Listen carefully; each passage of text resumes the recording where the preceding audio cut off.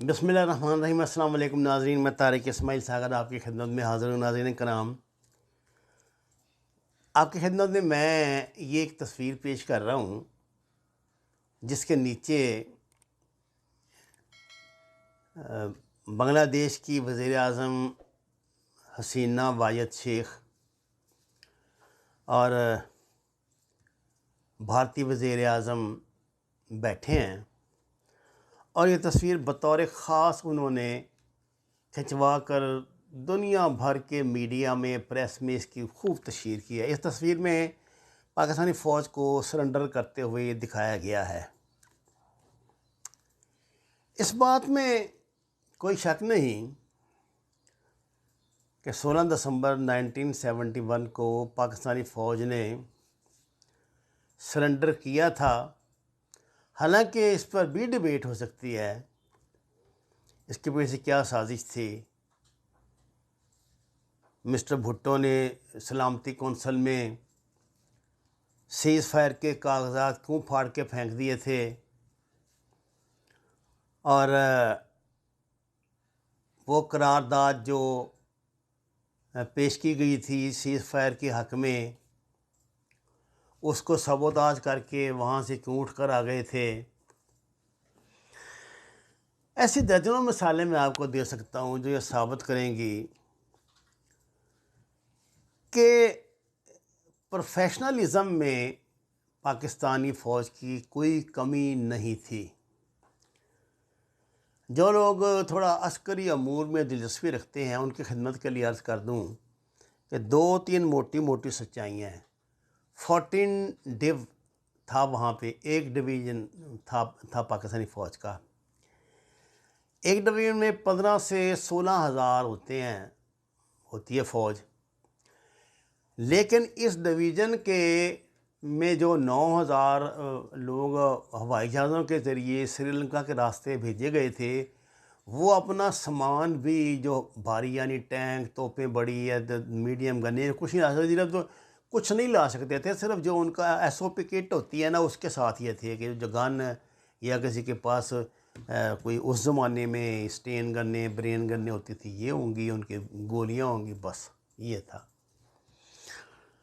अब ये बात ख्याल रहे कि एयरफोर्स हमारी वहाँ सिर्फ एक स्क्वाड्रन था जिसमें मेरा ख्याल 6 या 7 जहाज़ थे।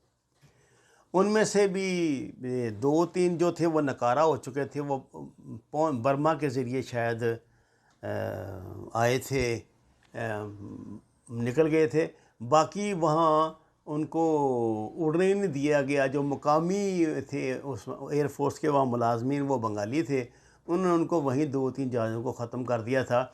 यानी एयरफोर्स का एक भी जहाज़ 16 दिसंबर को हमारे पास इस हालत में नहीं था कि वो फ्लाई कर सकें।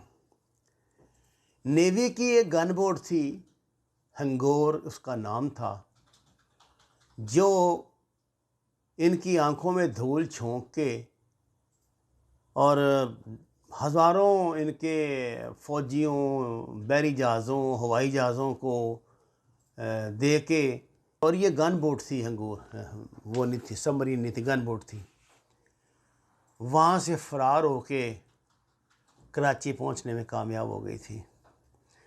इंसानी बहरिया की तारीख़ में इस तरह का फ़रार आपने नहीं सुना देखा होगा। वो जो थे ब्रिगेडियर, वो अपने जहाज़ में जनरल रहीम और जो जितने अहम कागजात थे वो लेकर, और जो उनका वो छोटा सा जो अपने हेलीकॉप्टर में, जहाज़ तो था ही नहीं उनके पास, जो 2-3 बैठ सकते थे औरतें, उनके साथ निकल के आ गए थे कि आप में इधर बर्मा में। पाकिस्तानी SSG ने इधर करनाफुली में जो आखिरी मार का लड़ा, ब्रिगेडियर तजम्मल मलक ने जो दिफाई स्ट्रेटजी के साथ जंग की, वो आज देहरादून की अस्करी तालीमात का हिस्सा है। मैं ऐसे दर्जनों कर्नलों, मेजरों के नाम ले सकता हूँ, जिन कर्नल सुल्तान, कर्नल, और फिर जो ये हमारे 2-3 बड़े बड़े अफसर भाग कर आए थे, جنہوں نے سیکنڈ ورلڈ وار کی کہانیوں کو چھوٹا کر دیا تھا، اتنی بڑی انہوں نے دی تھی قربانی۔ آپ یہ دیکھ لیں کہ یہ جو ہماری نامکمل یہ 10-12 ہزار فوج تھی، جن میں 4-5 ہزار تو جو تھے یہ شہید ہو گئے تھے، وہ کیسے ہوئے تھے میں آپ کو بتاتا ہوں۔ ان کا مقابلہ تھا 10 ملین مختی بانی کے غداروں سے، جس میں یہ ایسٹ پاکستان رائفل بھی ہم سے بھاگ گئی، جو مقامی رینجرز تھی وہ بھی انڈیا کے ساتھ مل گئی، اور مقامی پولیس بھی انڈیا کے ساتھ مل گئی، سارا کچھ یعنی جب سازش ہوتی ہے تو آپ کو پتہ ہے پھر بہت دور تک اس کے ساتھ جاتے ہیں۔ اور 10 ملین یہ بنے تھے غدار، 10 ملین یہ، اور 2 لاکھ ریگولر انڈین آرمی جو مکمل اپنا ساز و سامان جنگ کے ساتھ موجود تھی۔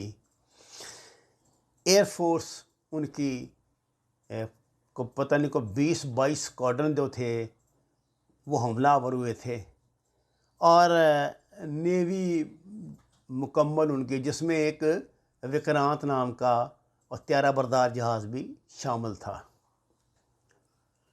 ان کا مقابلہ تھا ان 8-9 ہزار 9-10 ہزار نہتے فوجیوں سے، جو تھوڑے بہت ہمارے ہیوی ہتھیار تھے یہاں، ان کو یہ نکارہ کر دیتے تھے۔ یہ جو تھے مفتی بانی والے راستہ نہیں دیتے تھے ان کو، ان کے راستے میں اس کو آوٹ پیدا کرتے تھے، ان کو گمراہ کرتے تھے۔ جو بندہ جہلم کا رہنے والا ہے، وہ پہلی مرتبہ گیا ہے ایسٹ پاکستان کے میں لڑنے کے لیے، وہ میپ کے ذریعے بیچارہ راستہ دکھے گا نا، تو جہاں جو ان کی گزرگاہ ہے اس پہ پہلے انہوں نے بوبی ٹریپ لگائے ہوتے تھے، جن کشتیوں پہ انحصار کرتے تھے۔ آپ کو پتہ نا وہاں زیادہ سسٹم جو ہے وہ زندگی کا یہ کشتیوں کی آنے جانے پہ چلتا ہے، چھوٹے جہازوں پہ چلتا ہے، یہ لانچز پر ہی چلتا ہے۔ وہ سب ان کے قبضے میں تھیں، ان غداروں کے۔ یہ ان کو غلط راستے پہ ڈھال دیتے تھے، کچھ کر دیتے تھے، اور جو بھی ان کو تھوڑا سا اپروو پاکستانی ملتا تھا، یہ جو آپ نے البدر کی الشمس کی کہانیاں سنی ہیں، یہ وہی بیچارے بنگالی تھے نا جو ہمارے حمایتی تھے۔ گناہ ان کا یہ تھا کہ یہ بھی ہماری طرح، جیسے ہم آج پاکستانی ریاست کے ساتھ وفاداری کرتے ہیں، حکومتوں کے ساتھ نہیں کرتے، اس طرح کرتے تھے۔ یہ ہے تقابل، اور یہ میں نہیں، دنیا کے درجنوں جو ماہرین عسکریات ہیں وہ اس کو لکھ چکے ہیں، کہہ چکے ہیں، یہ پروو ہو چکا ہے۔ انڈین جو پیپرز ہم نے پروو ہو چکا ہے۔ اب بنگلہ دیش پیپرز میں جو سرکاری طور پہ بتائے گئے ہیں، ان میں بتایا گیا کہ یہ 30 لاکھ کا اس نے مجیب الرحمان نے الزام لایا تھا، بالکل بکواس کی تھی۔ اس جنگ کی جتنی کہانی ہے ہم تک، دنیا تک انڈیا نے نہیں پہنچائی۔ جو بنگالی نے کتابیں لکھی ہیں نا، رائن بنگلہ دیش یا اس طرح کی درجنوں کتابیں اور ہیں، میں آپ کو بتا سکتا ہوں، میرے پاس 5-6 موجود ہیں، جس کا دل چاہے آ کے دیکھ لے۔ ان سب میں انڈین ایٹروسٹیز بتائی گئی ہیں، بتایا گیا کہ انڈین فوجی مختی بانی کے روپ میں کس طرح آتے تھے، کس طرح بغاوت ہوئی، کیا کچھ ہوا، ان سے جھوٹ بولا گیا۔ اس جنگ کے نتیجے میں جو بنگلہ بندو تھا، اس کو اس کی پوری نسل سمیت پاکستان نے انہیں نہیں مارا، انڈین نے بھی نہیں مارا، انہی فوجیوں نے مارا جو مجیب بانی کے فوجی تھے، جو بنگلہ دیش ریگولر فورسز کے فوجی تھے۔ وہ کرنل، میجر، کیپٹن، جب انہیں پتہ لگا کہ ان کے ساتھ کتنا بڑا ہاتھ ہو گیا، انہوں نے اس کو مار ڈالا۔ اب تاریخ تو ہے یہ، لیکن ہمارا جو مقامی جو بغیرت بریگیڈ ہے، یہ 1970 سے ہی اپنے کام میں لگا ہوا ہے۔